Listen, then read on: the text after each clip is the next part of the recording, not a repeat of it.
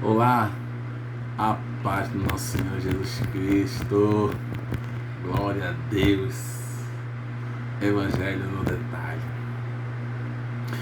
E hoje o detalhe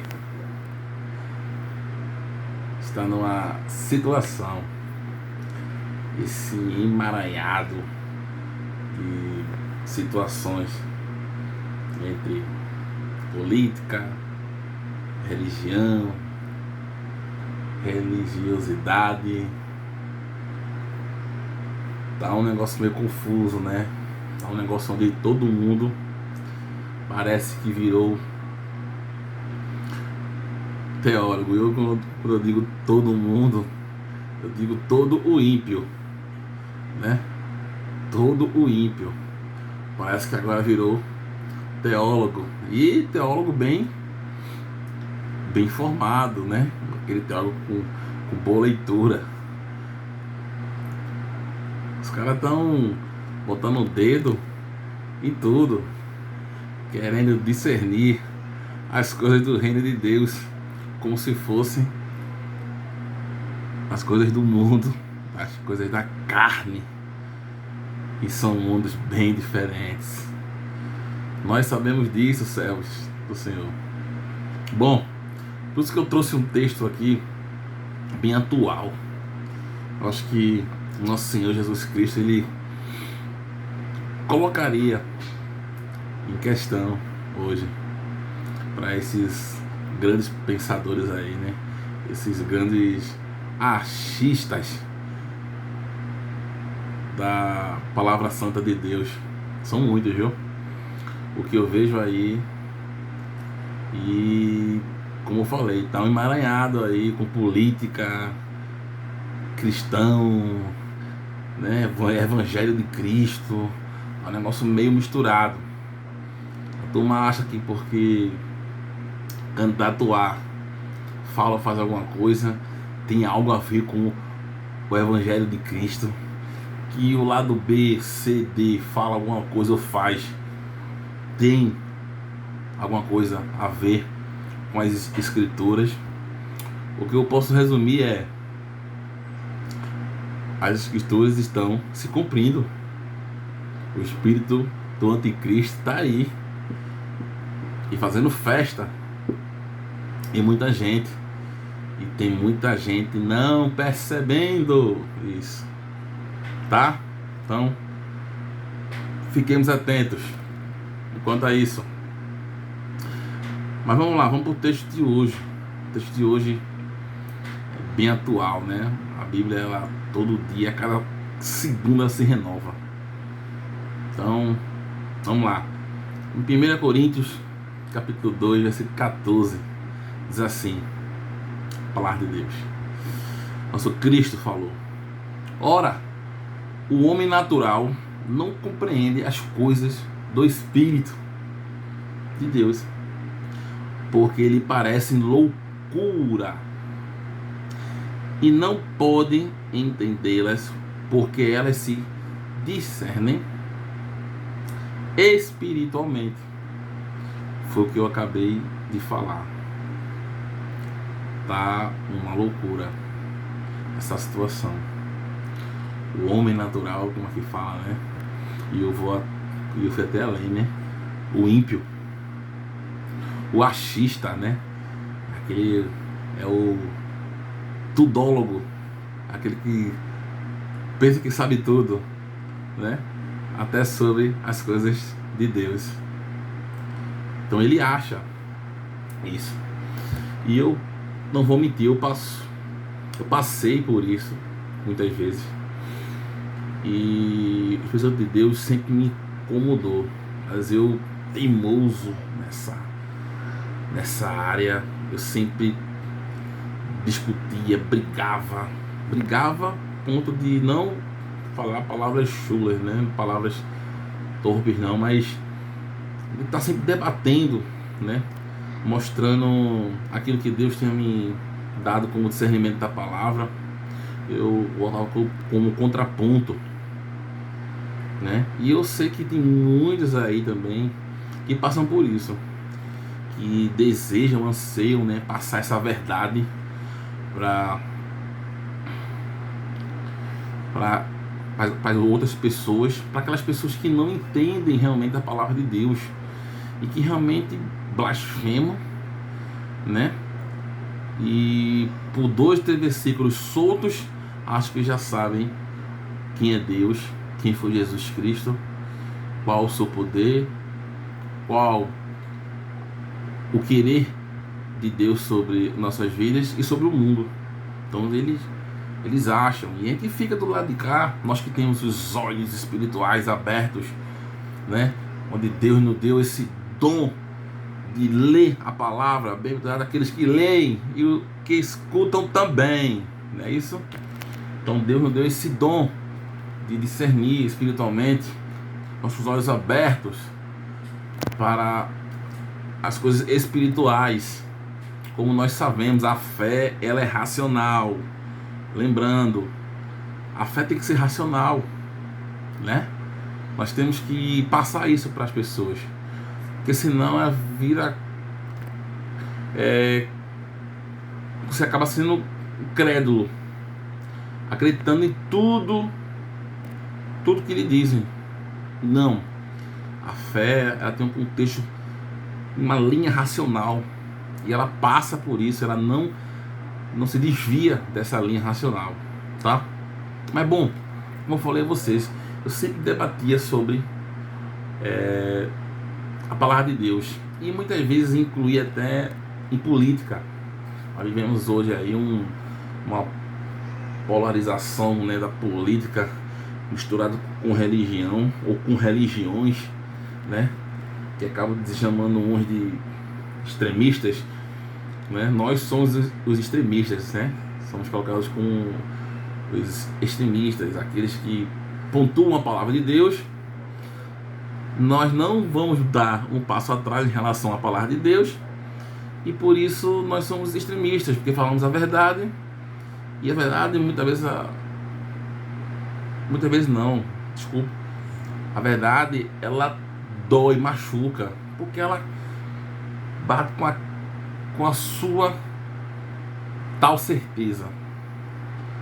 Você acha que tem uma construção de verdade, e quando o Evangelho de Cristo ela confronta a sua verdade, ela quebra, ela estralhaça assim, ela despedaça, né, a sua verdade. E isso incomoda muita gente.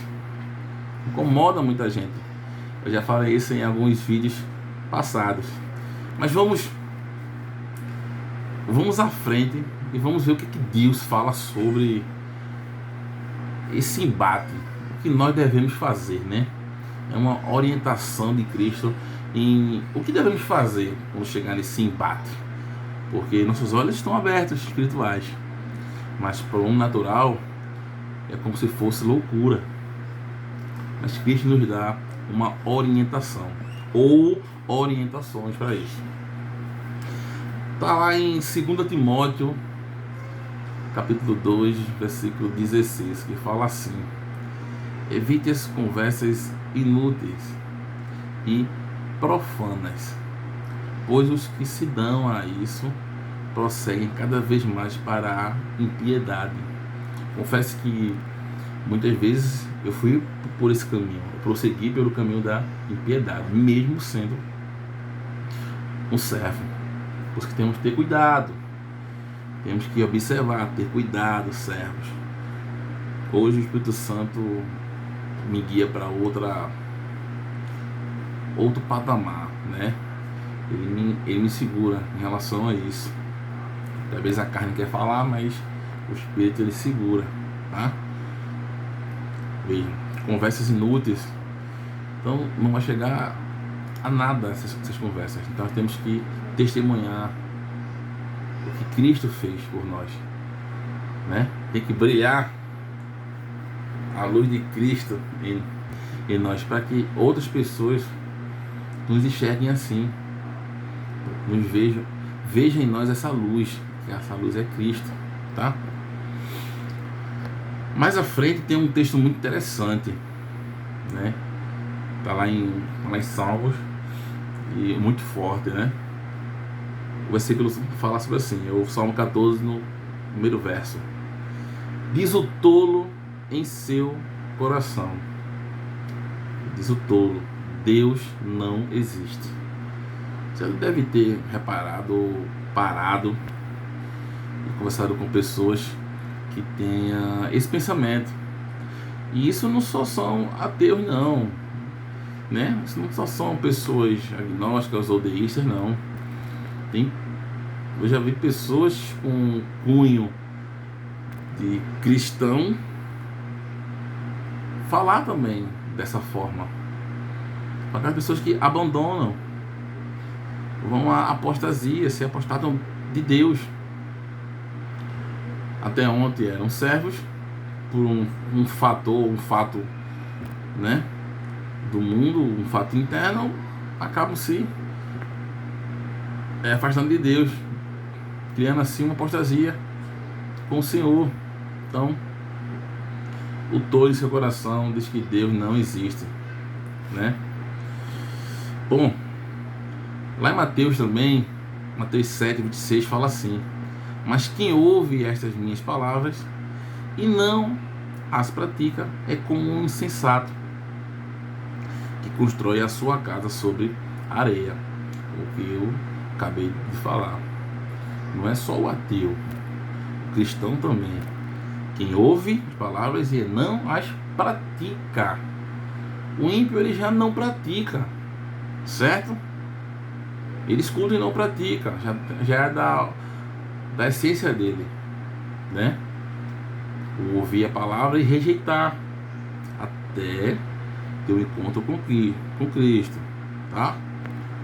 Mas aqui, ó, os que ouvem a minha palavra, e aqui vai muito para nós que somos servos, pratiquemos, né? Não deixamos de praticar a palavra para não cair nessa insensatez, tá? Bom, tem um texto muito interessante também, que, ao meu ver, completa muito lá o que está em 1 Coríntios, né? Que eu falei, no capítulo 2, versículo 14, que está lá em 2 Tessalonicenses, capítulo 2, do verso 10 a 12. Eu vou ler 10 a 12 para complementar o texto e você ter esse entendimento, que não está solto o texto, tá? Vamos lá, 2 Tessalonicenses, capítulo 2, versos 10 a 12. Ele fará uso de todas as formas de engano da injustiça para os que estão perecendo, porquanto rejeitaram o amor à verdade, que os poderia salvar. Por essa razão, Deus lhe envia um poder sedutor, a fim de que creiam na mentira e sejam condenados todos os que não creram na verdade, mas tiveram prazer na injustiça, ou procuraram sempre a mentira. Bom, está falando aqui que Deus manda um poder sedutor. Esse versículo é um versículo de reação já, né? Porque aqui já é Deus reagindo à forma que o homem rejeitou a verdade, que é Cristo, tá? Porquanto rejeitaram o amor, Cristo, o amor à verdade, tá vendo? Rejeitaram o amor à verdade. Deus nos fez para adorá-lo, para glorificá-lo,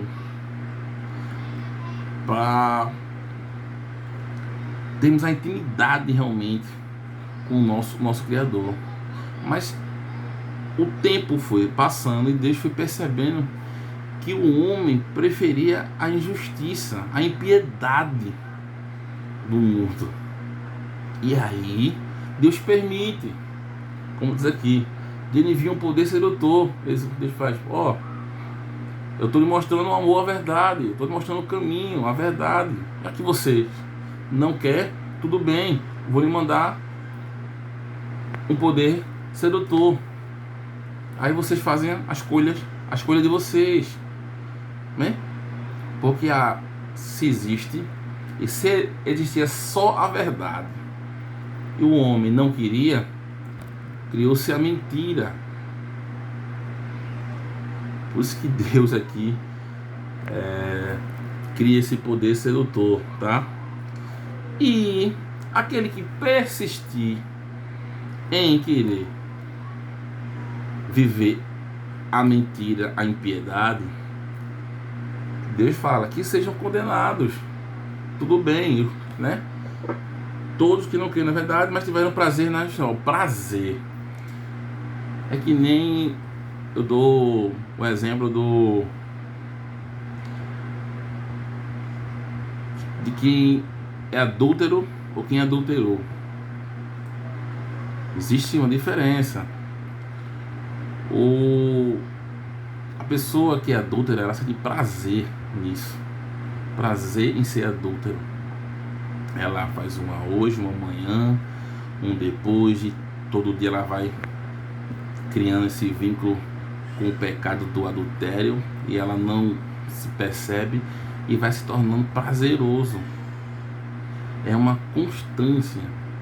Já o que adulterou, ele fez isso uma vez e se arrependeu. Então eu não posso chamar esse de adúltero. Posso chamar dele que ele adulterou sim, mas adúltero não. Adúltero é a constância dentro do pecado, né? E quando eu tenho uma constância dentro do pecado, eu começo a ter um prazer nesse pecado, como está aqui na palavra, certo? Tiveram prazer na injustiça, tá? Foi uma escolha do homem, e a verdade e a mentira, e assim muitos